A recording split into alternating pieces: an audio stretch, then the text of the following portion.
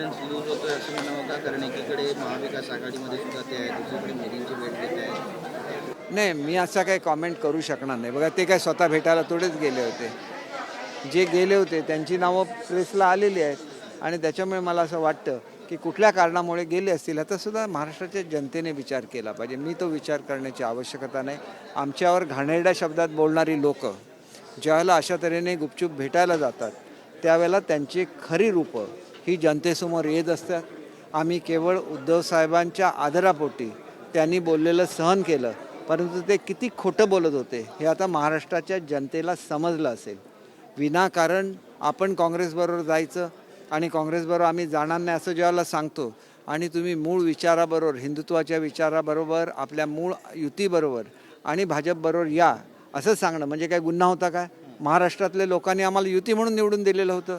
मग आम्ही सांगितल्यानंतर आमचे अपमान केले आम्ही समजू शकतो. तुम्ही निघून जा म्हणून सांगितलं आम्ही समजू शकतो. बदनामी कशाबद्दल? ही तत्त्वाची लढाई आहे. तुम्ही करा, तुम्हाला जायचं आहे काँग्रेसबरोबर जा. बाळासाहेबांच्या आज चित्रफिती व्हायरल होत आहेत की मला जर काँग्रेसबरोबर जायची पाळी आली तर मी शिवसेना बंद करेन आणि त्याच शिवसेनेला जाऊन तुम्ही गळा भेट घेता. आले एकदा तरी बाळासाहेबांच्या समाधीवर आले का? विचार करा ना. सावरकरांच्याबद्दल, स्वातंत्र्यवीर सावरकरांच्याबद्दल काय काय बोलले विचार करा ना तुम्ही. आणि मग आमच्याबद्दल खोटं का बोलला? तुम्हाला सहानुभूती मिळावी म्हणून. आणि मग तुम्ही जाऊन भेटा आणि मी सांगितलं तर ते खोटं. मी सांगितलेलं होतं की हे भाजपबरोबर युती करणार होते. त्याच्यामध्ये कोणी व्हिलनची भूमिका केली हे आता अजितदादांनी सगळ्या जगाला सांगितलेलं आहे की दुसऱ्या दिवशी संजय राऊत आले आणि त्यांनी दिल्लीला काय घडलं हे पवारसाहेबांना सांगितलं, हे सुद्धा सांगितलेलं आहे. म्हणजे शेवटी सत्य असतं आणि कधीतरी ते उघड होतं, ही वस्तुस्थिती आहे.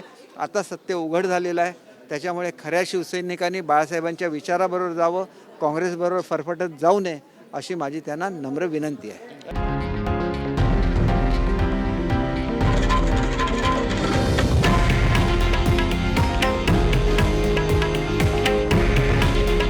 हे आहे देशातील नंबर 1 न्यूज नेटवर्क आणि आपण पाहत आहात TV9 मराठी. काळजी तुमची, हित महाराष्ट्राचं.